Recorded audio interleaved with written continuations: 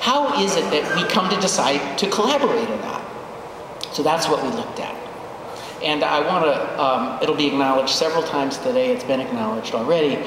I couldn't have done this work without the working group's partnership. They basically guided me into each of these organizations. They organized the meetings. The emails that went out to people in each of the Heart of Brooklyn institutions to come to this thing this guy named John Shibley was doing went out under their signatures. And I would just bookmark that for those of you who are thinking about collaborative work, and especially about working with people like Alan and I, is that it's much better if we supplement and support the work that the institutions do. It's very easy to shift labor, expertise, authority onto us. And when we leave, we're gone.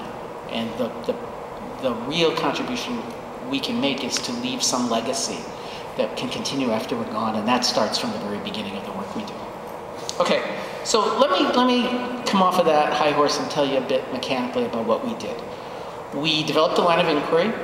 We tested it with 2 of the 6 institutions. We prototyped, which is a lesson we learned from all the innovation work we do, refined it, and then we went back into the other 4 institutions.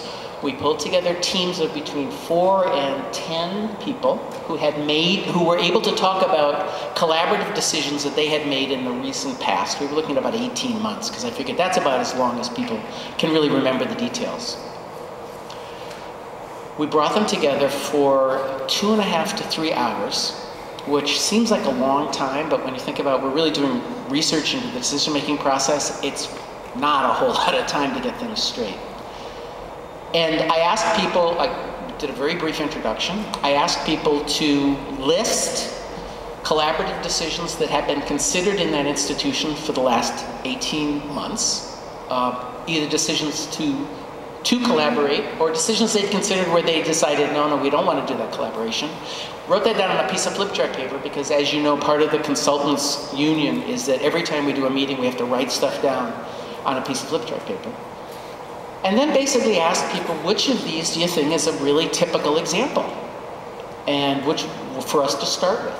And then we drew a map. And there we go. We started with this map, actually. This is a reproduction of an actual 2 foot by 3 foot printout that we brought along to each of these meetings. And we would say to people, the part we're really interested in is we assume that there's a bunch of ideas floating around up here, and at some point, one of those ideas suddenly becomes an idea you're paying attention to. And you go through some sort of process, and then you make a decision to go or not go. You're either going to do this thing or you're not going to do it. And what we're really interested in is what happens in here. How do you get from, well, there's a bunch of things we might do, to here's something we could think about doing, to we're doing it.